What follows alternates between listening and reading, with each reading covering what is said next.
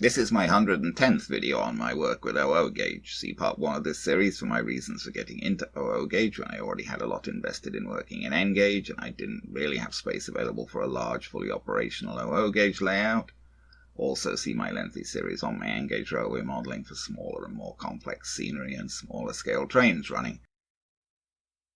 This part is a follow-up on the Rails of Sheffield exclusive Locomotion Models Bachmann L&NWR Improved Precedent class loco that I purchased recently.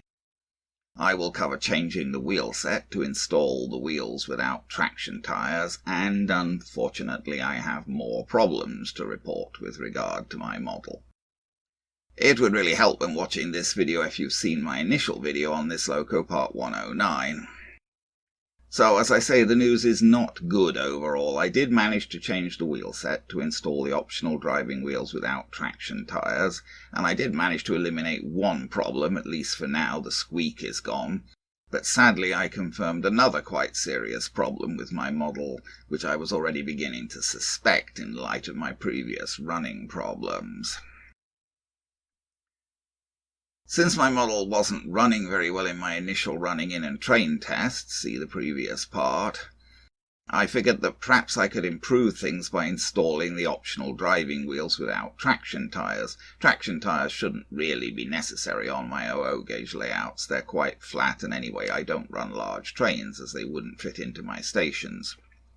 I also wanted to eliminate the squeaking that had developed during running in, and I figured it would be easier to lubricate with hope of doing that whilst I had the bottom of the loco apart to change the wheel set. I started by running the loco on the rolling road again. It didn't seem to squeak when running on the rolling road. I thought that might be because the squeak was coming from the tender or the pony truck. But then when I ran the loco upside down in a servicing cradle, it squeaked again. And I tried it back on the tracks and it squeaked majorly, so I figured I'd better move on to the next stage. Here's the section from the documentation regarding lubrication. Nothing much really, they just suggest lubricating the driving axle bearings if they appear dry and the crank pin pivots. Here's the section on changing the wheel set. Not exactly a trivial exercise. There are 7 screws that have to be removed. I was certainly glad that I had the picture on the sheet to go from, as finding all of these screws in the base plate wasn't simple. I put the screws in a tray, arranged by how they came out. I believe there were only 2 types of screw, 5 short screws from the front 3 holes and the back 2, and 2 longer screws from the central holes. It's necessary to remove the front NEM pocket by sliding it away from the base plate in order to readily get at the front 2 screws. To get at the central back screw, the brake rigging rod needs to be pushed aside. Fortunately, it's fairly flexible. The base plate then removes completely. It has pickups to the driving wheels on both sides, and power from these is supposed to be passed to the motor via contacts that stick up from the centre of the base plate and press against 2 little contact pads on the bottom of the chassis.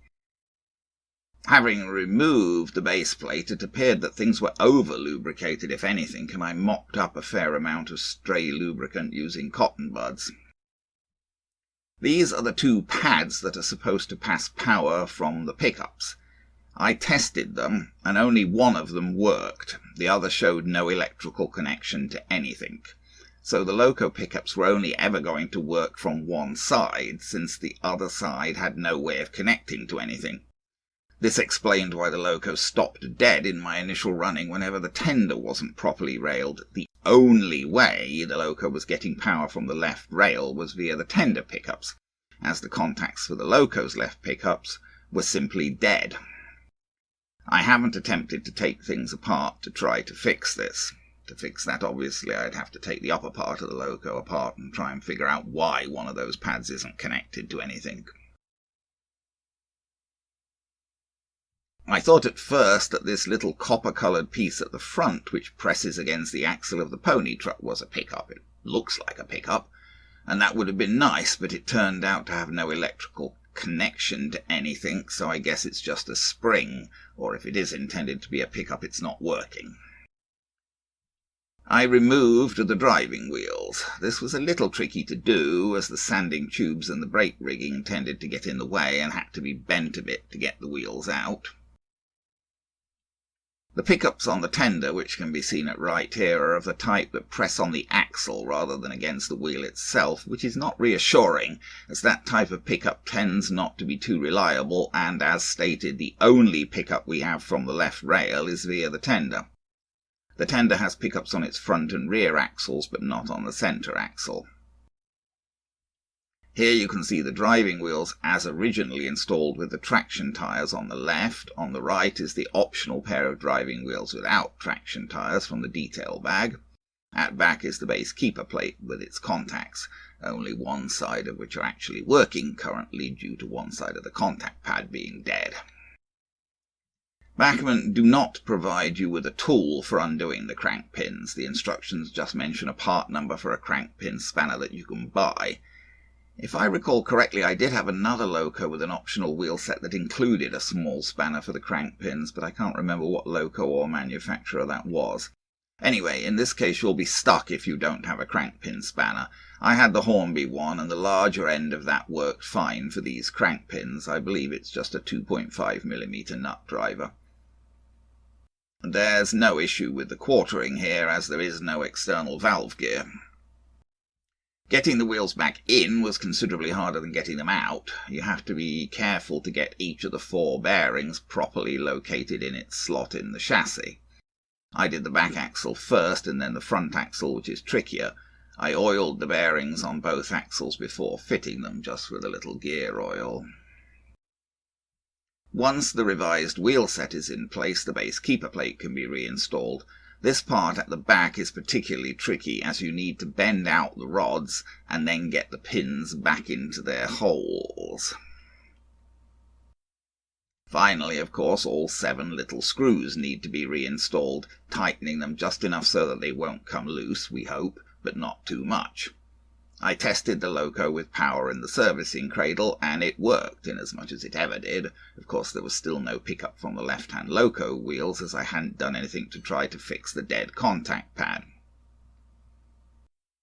I tried the Loco back on the layout. It did run better than before, more evenly and without the squeak, although it still stopped dead if the tender wasn't railed properly.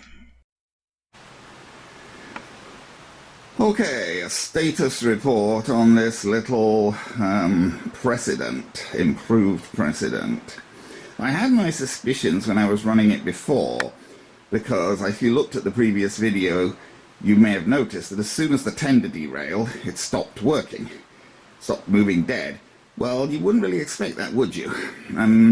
Yes, it's not good if the tender derails, but if the Loco's still on the rails, you'd expect it to be able to run still. So that made me suspicious. Anyhow, I've now had it apart because I changed over the wheels. I put on the wheels without traction tyres, hoping this would improve contact. And what I found is that the pickups are only ever going to work on one side of the Loco, because it's not a question of the pickups themselves.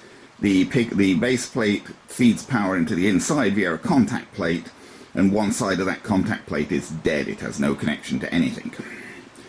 So, which way around is it? I think it's only the left wheels of the Loco are ever going to pick up power.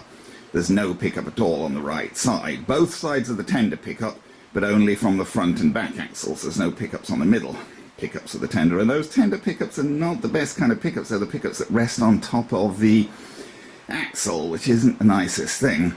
But you're totally reliant on those for pickup from the right rail, because the Loco pickups are never going to pick up from the right rail, because that power pad is dead.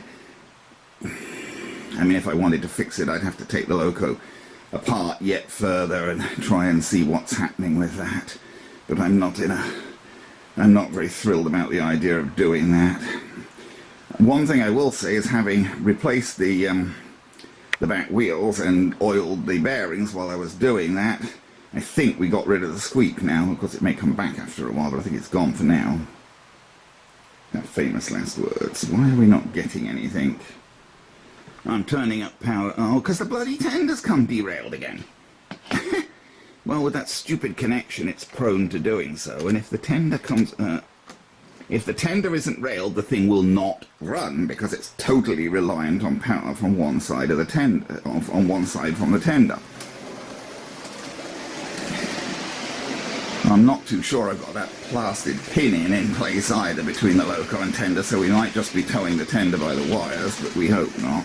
I had it in place when I was first trying to rail the loco, but anyway, the squeak's gone now. I don't know whether you can hear that, but I'm not hearing any squeak. It's back to silent running more or less, well, smooth running like it was at the beginning.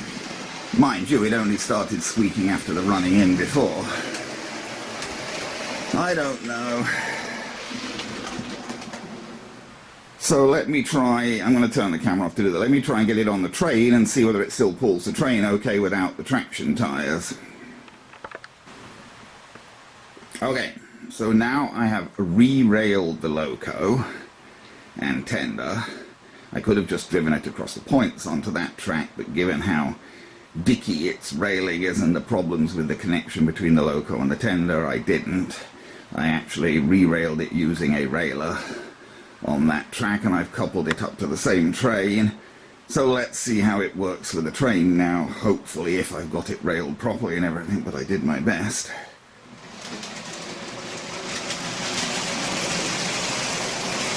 Of course, this is a flat layout and I'm only pulling 3 coaches, so really you'd expect it to be able to pull okay, but then I don't run much more than 3 coach trains on here anyway, because there's not more room for more than 3 coaches in my station. Just pull that up in the station, in fact.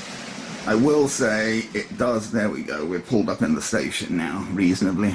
Man, you might just about be able to get 4 coaches of those short coaches, I guess, on that platform. But 3 is more convenient, but you could just about squeeze 4 on and still let the passengers disembark, I guess. Okay, is he going to start off again okay now? Yes. Ah, famous last words, and then he's got stuck there. Now, why has he got stuck there? Has he got stuck there because he's derailed, or... This is my suspicion, that the confounded tender's derailed, because that seems to be largely why he gets stuck. Yep, I think so. Yep, that's it. The tender derailed again. The tender tends to keep derailing, and once the tender derails, because half the loco pickups don't work, once the tender derails, oh, you got nothing. Sorry, I'm trying to climb over things here with the camera. See, this is the problem. It's not very good. The loco is only ever going to pick up from one side unless some sort of repair is done to the electrics. And the tender is rather prone to derailing. And when the tender does derail, the thing just stops dead because, as I say, it can't pick up from one.